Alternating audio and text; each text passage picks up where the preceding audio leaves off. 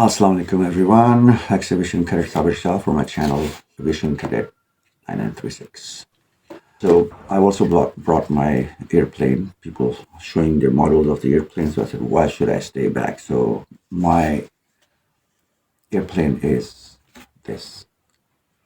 Ta-da. By the way, this flies, okay? Don't think it doesn't fly. So you push the button. Hello.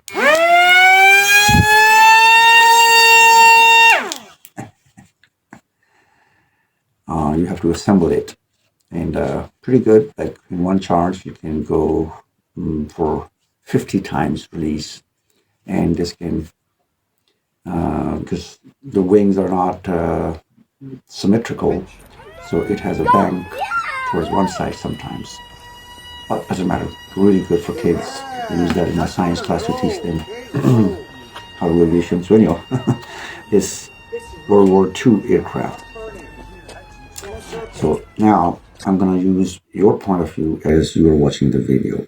Now, what happened in Singapore? In Singapore, the plane came in a certain level. Okay, it made a bank towards the right. You could see it just like as in your camera. This is 90 degree with the ground. This is the ground, 90 degree. But for negative turn, it went almost 110 degrees. So not fully inverted, but almost inverted. 110, 100 to 110, not 90 degrees. Now, what the pilots always do, you can see Rafale videos and the British Typhoon, their video. Whenever they're in a negative turn, technically this plane, because the bank is made towards right, it should go this way, towards your side. But that's the beauty of this maneuver, that you pull the stick fully forward. Now, in normal conditions, once the stick is fully forward, the nose pitches down. But here you see it's inverted, almost inverted. So once you will give the front stick to make the nose go down on the horizon, the nose is actually going up. And that's how it makes a negative G turn. So see, certain level, tips in, off pressure, makes a turn, rolls in the same direction, goes away. Looks very easy, right? Now let's go. Put it in the bank. There we go. The Singapore one kept the nose above the horizon. That's the horizon, the imaginary line between the sky and the earth. And there's a reason for that. Visual flying is done with respect to the horizon. So if you get visibility in Dubai was clearer than visibility in Singapore. But then you can get roughly the idea of where the horizon would be. And that's the main thing. And your nose should be above the horizon, so you're seeing most part of the sky. Okay, you're seeing less of the earth. That's also one of the perspectives. So if you're seeing more ground, it means that your nose is not above the ground. Even if you can't see the sky, you can see the horizon. So you have to see more clear area than more grounded area. So his nose, when he put the turn in and he initiated the bank towards the opposite side, the turn towards the opposite side, the Singapore one, what he did right away, once he made about, I think he turned around 30 to 45 degrees into the turn. Once he did that, what he did, he still kept his nose up. Now watch this. His nose was all the way above the horizon. And now, how did he roll back? So first thing, he initiated the roll, continued the roll to the right, keeping the nose above the horizon. How is he going to do that? He's going to keep more and more front pressure, because once you're in a roll, the natural tendency of the aircraft is to go down, okay, and yaw towards one of the sides, adverse yaw. So for that, once you're rolling in, you have to give the same rudder to keep the nose on the horizon. And once you do that, now, once he rolled fully, see, nose is above the horizon, he rolled till this point. when his canopy was facing towards the sky, he gave the back pressure and pulling about 2 Gs and made a better roll or an aileron roll right away. So this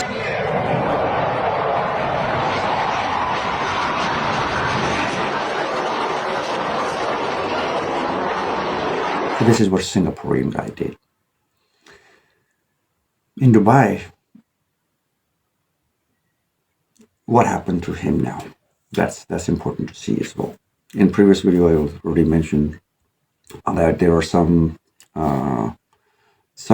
things which your brain knows at what time and when you would perform them. I gave the example of aileron roll. Let me give you the example of steep turn even. Steep turn is about 60 degrees of turn on fighter jets. That's called a steep turn. And maximum rate turn or a G turn is about 80 to 89 degrees of bank. This would be like about 10 degrees. That's 20 degrees. Okay. Move it more further. So that's about 45 degrees. Okay. So that's a 60-degree turn. 60 degrees. And a max turn or a maximum G-rated turn would be not 90 degrees, because at 90 degrees there would be no lift around this one. You can't maintain the lift, so the aircraft falls. We use it for wing overs. Once we come up like this, right, and we give the full right aileron, and wing drops like this, and then we come up on the horizon. So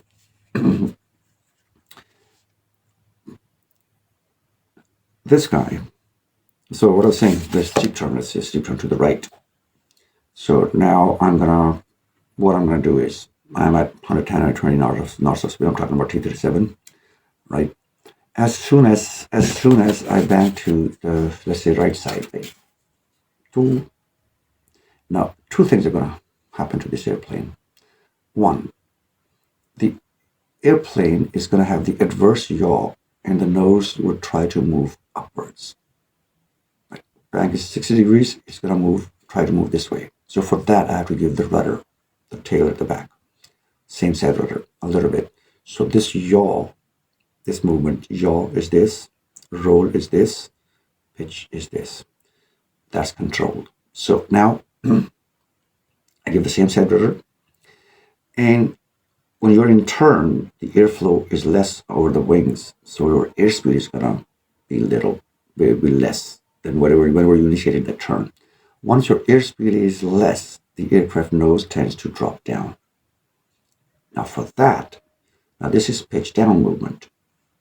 You have to put positive G's, and you put on the stick to keep the nose on the horizon. So that's how you keep putting the G's in. Speed is going to be reducing and reducing. Nose is going to trying to go down, but you keep holding it. So you make a 360-degree turn, and a perfect 360-degree steep turn. Once you roll out, you get your own jet lag, your jet trash, whatever you call it, the exhaust coming out of your airplane. So that was the check. Whenever we used to make a steep turn, you could go up and down and up and down and up and down and make the steep turn, right? But you would not get your own jet lag, trash. So here, what happens, that if you have kept the nose on the horizon all the time, you complete a 360-degree turn, you will get into the previous exhaust you left. That's called a perfect steep turn. So rituals are the same. Okay? As soon as, so what's the step? Step 1, turn. Step 2, rudder in. Step 3, back pressure. So eyes closed, see? 1, 2, 3, done.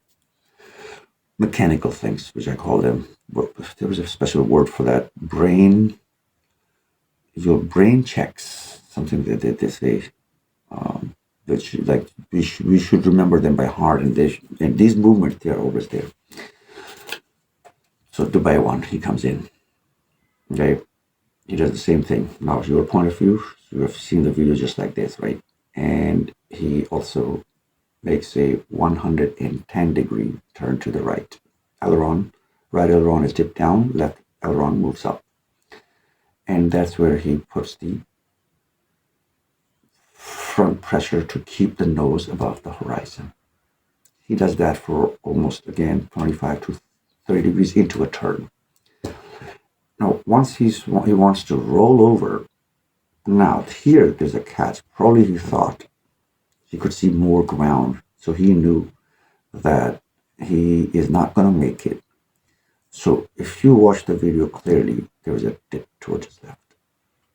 He tried to recover the same way, like this, and that would have saved him. But why did he go all the way again? Because, watch this, you're an audience. You turn this way, move, and you roll this way. Doesn't look good, not aesthetic. This is what the airshow people do, the acrobatic teams. They want to make it look more beautiful, and everyone loves that roll. See, if you ask anyone, any kid or anyone, what's your favorite maneuver to watch? Aileron roll, barrel roll, right? No one cares about loops. At least I didn't when I was watching, when I wasn't a pilot. So that's why, although he was in split mind condition, that should I roll back or continue my roll? And he decided to continue his roll. To continue his roll, like Singapore pilot, he had to give more forward pressure. But now if you see, he's coming in, certain levels, he turns in, applies negative G's, goes up. Once he wants to recover, for this much time, literally this much time, he did try to move left, then but he came back in. Once he put the ailerons in, now he was in a roll, right? And he's inverted. Just now what I said, that in aviation, once you put yourself in a roll, what does the nose do? Nose tends to go down. And same is the case from the same situation. Once you want to go back to a certain level, the nose would automatically tend to go up. Why? Because this is aerodynamics. The flow of wind over the wings is much bigger. So once it gets more lift. Once it gets more lift, it goes back to the speed of the engine power. So because of the turn, the speed reduced, the engine power was the same. Now the turn is not there. We increase. So turn, nose down. Turn back, nose up. For the same scenario, once he was in inverted flight, now here he has about 180 degrees, 110 degrees of turn. So his nose, he's inverted. So once he dipped this way, now more wind is going through this aircraft.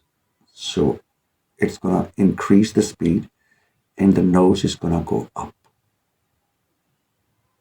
The nose is going to go up. In an inverted flight, once the nose is trying to go up, it's actually going towards the ground. Exactly that what happened. Then he turned, so once he rolled out, right, like this, he didn't fully roll out, but he was still below the horizon, so nose went down. And then he continued with the roll. So what happens? The nose is going down. And at this point, he was already below the horizon. He was not above the horizon. If this is the horizon, he was already below the horizon. Now his mind, because he's been doing this maneuver many times, the time duration, the mind clicked. Okay, now you have to put the front pressure, like get pull on the stick, like the Singaporean guy did. The Singaporean guy pulled the pressure over here, and he came out. This guy, once he came in, pulled, right? Oop, deflection. And then when he was here, he pulled the stick back. And he's still rolling out. So he's pulling the stick back and rolling out. So what happened? He forgot the rudder, which I think presumably.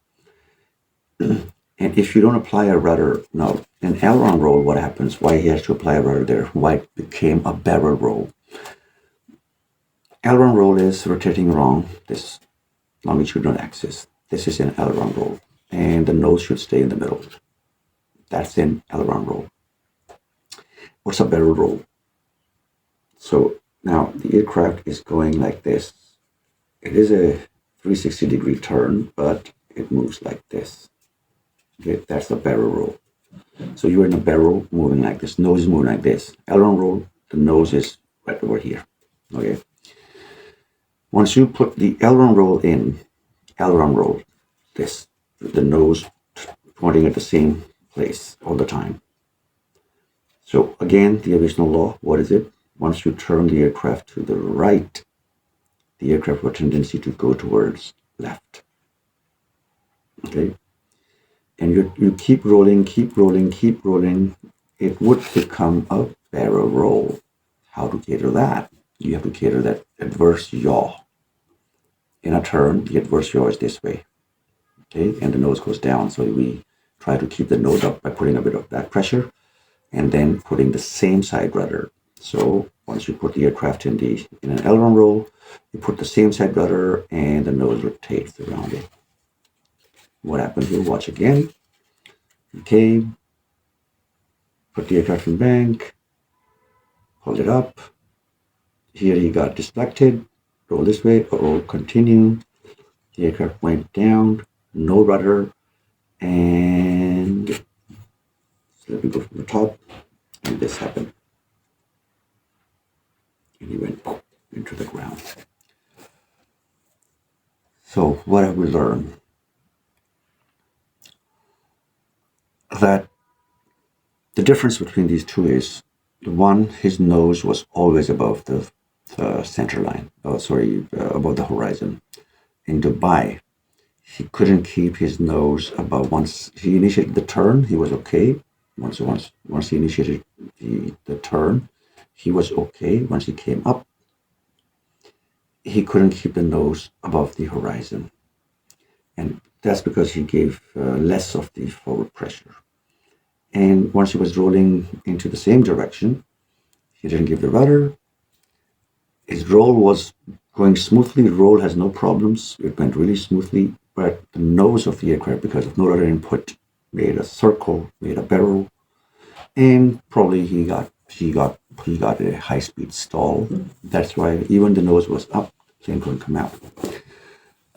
There is a drag chute of people who have been using Martin Baking seats. They have confirmed that is a drag chute that came out.